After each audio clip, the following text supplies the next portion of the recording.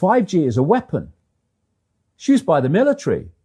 Do you know these 5G millimeter wave technologies are used to scatter crowds? You know, they drive up in this technology when they want to scatter a cloud, and they put out these frequencies in a much higher power than 5G will be initially with us, but the same frequencies. And people scatter because they get the feeling their skin is on fire. Because the human body, including the skin, is an antenna. It interacts with frequencies and it receives and transmits information. At the cutting edge of understanding of DNA, scientists know that DNA is a receiver-transmitter of information. And so we are electromagnetic, electrical organisms, transmitters and receivers of information. When our electromagnetic fields are in balance and harmony, we have health. We have psychological health and we have physical health.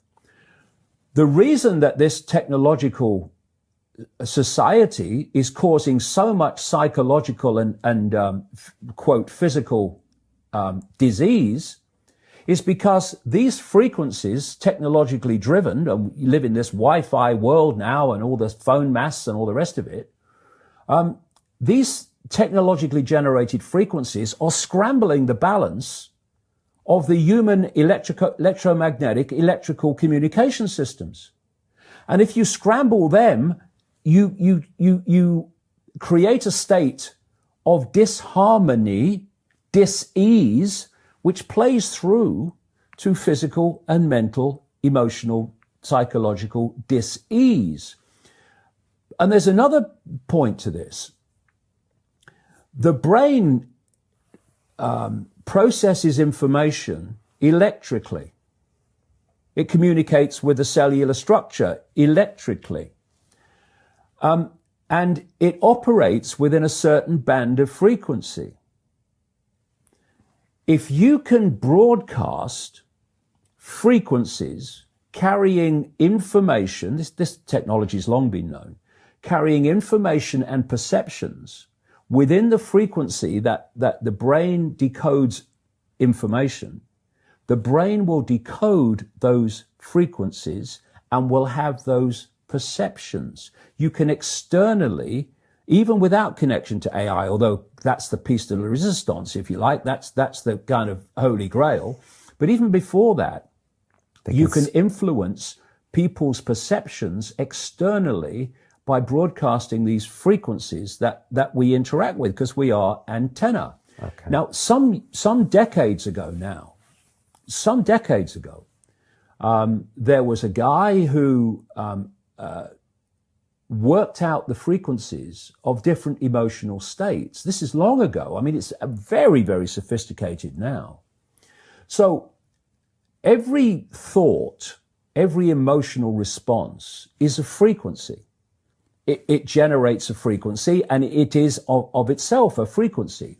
Hate is a frequency, and it's different to love. You know, when you are in a room and there's lots of aggression and conflict and hatred, you feel it. What do people say? Oh, God, you can cut the atmosphere with a knife in there. That is because the frequencies of hate and conflict have been so generated, they have changed the electromagnetic field of the room. Okay, so 5G is going to be weaponized against us potentially. Yeah, but the point being that they worked out the frequencies of various emotions, including rage and what have you.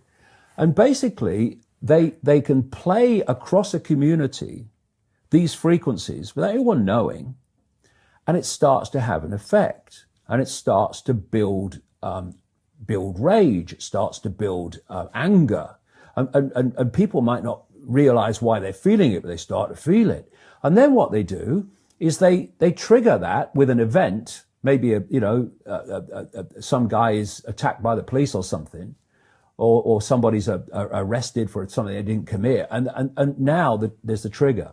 The blue touch paper's been lit of this manufactured frequency-driven rage, and you have mass riots and what have you, and people do things that they wouldn't normally do.